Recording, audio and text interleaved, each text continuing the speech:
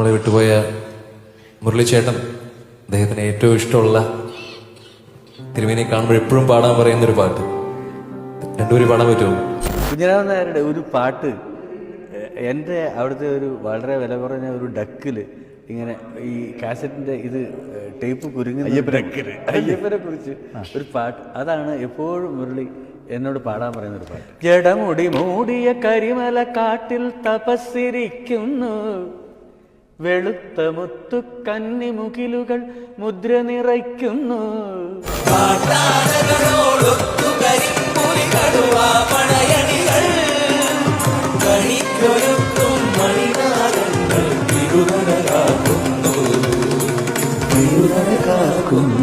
ഈ മഹാ സദസ് കലിയുഗത്തില് ഭാരതത്തിന് ഏറ്റവും വേണ്ടപ്പെട്ട ഒരു കാര്യമാണ് നിങ്ങൾ ചെയ്യുന്നത്.